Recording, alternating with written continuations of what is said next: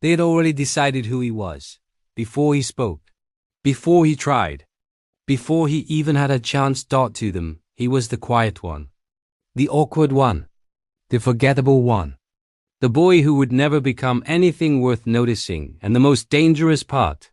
After hearing it for years, he started to believe them. No one is born thinking they are useless. That idea is taught, repeated, reinforced, etched slowly into the mind through laughter, comparison, silence, and invisible rejection.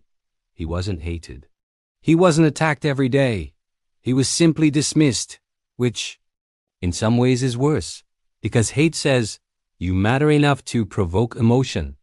But dismissal says, you are irrelevant. At school, he became a master of disappearing, walking through crowded hallways like a shadow, sitting in classrooms like furniture, existing without impact. Every day followed the same silent ritual.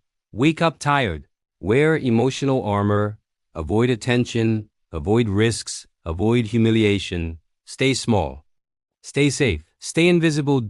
Inside his mind lived a voice that never rested.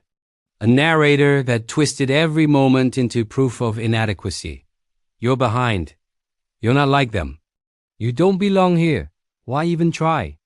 It didn't shout. It whispered. Soft enough to sound logical, constant enough to feel like truth. And whispers are dangerous because they don't feel like attacks. They feel like conclusions. Over time, dreams became embarrassing. Ambition became unrealistic. Hope became naive. So he adjusted. Lower expectations, smaller goals, safer choices. I'll just survive. I'll be realistic. I won't aim too high. But realistic slowly became another word for afraid. Years passed quietly. Not with dramatic collapse, but with slow internal erosion. The boy became a spectator of his own life, watching others move forward while he remained frozen in hesitation. Every confident voice around him felt like a reminder of his silence. Every success he saw online felt like evidence of his failure. Every comparison deepened the belief that he had missed something essential, something everyone else seemed to possess naturally. Confidence, direction, worth. Until one night, when distraction failed him, he sat alone in a dark room. No noise, no scrolling, no escape, just silence and the unbearable presence of his own thoughts. For the first time in a long time, he didn't run from the discomfort. He faced it. And what surfaced was not just sadness. It was grief. Grief for the person he could have been. Grief for the years spent hiding. Grief for the life he was not living. He stared at his reflection and asked a question that shook him to the core. What if this is my life forever? What if nothing changes? What if I stay this version of myself? What if 10 years pass exactly like this? That thought was heavier than any insult he had ever received, because insults wound the ego. But that question threatened his entire future. Then, in the middle of that darkness, something unexpected happened. Another question emerged. What if they're wrong? What if the labels were lies? What if my past is not my destiny? What if this is not the end of my story, but the middle? Hope didn't feel inspiring. It felt terrifying. Because hopelessness is strangely comfortable. It demands nothing. It excuses everything. But hope carries responsibility. If change is possible, then staying the same becomes a choice. That night there was no cinematic breakthrough. No sudden surge of confidence. No dramatic transformation. Only a decision. I can't keep living like this. Not, I will conquer the world. Just, I refuse to remain the same. The next morning, resistance greeted him immediately. Comfort fought back. Fear protested. Doubt screamed louder than ever. Stay the same. Don't embarrass yourself. You'll fail again. But something new had awakened inside him, a quiet defiance. He began with painfully small actions. Waking up earlier. Practicing longer. Trying despite feeling ridiculous. Moving despite not feeling ready. There was no applause. No encouragement. No visible results. Only effort performed in silence, and reality was brutal. Progress was slow. Improvement was invisible. Mistakes were constant. There were setbacks that made quitting feel logical. Even intelligent dot, because improvement at the beginning hides behind repetition. Growth whispers long before it speaks. He failed again, and again, and again. But this time, something had changed. Failure no longer meant identity. Failure meant information. Every mistake became feedback. Every discomfort became training. Every difficult day became evidence that he was finally confronting the life he had been avoiding. Slowly, imperceptibly, transformation began. His posture straightened. His voice stabilized. His eyes stopped running from the world. Confidence did not strike like lightning. It rose like sunrise. Gradual, silent, unstoppable. Before anyone else noticed, he noticed. He was no longer waiting to feel confident. He was acting despite feeling uncertain.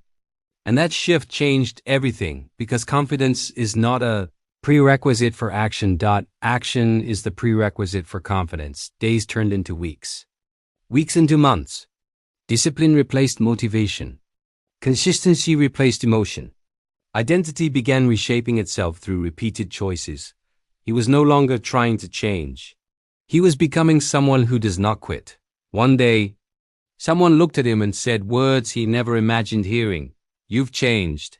3 simple words, but to him, they felt like thunder, because for years he believed change was impossible. And now reality itself was contradicting that belief. People began paying attention. Not because he demanded recognition, but because consistency is impossible to hide forever. Effort leaves fingerprints. Growth alters energy.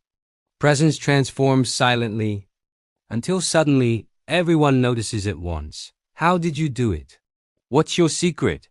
When did this happen? They saw the result. They never saw the becoming.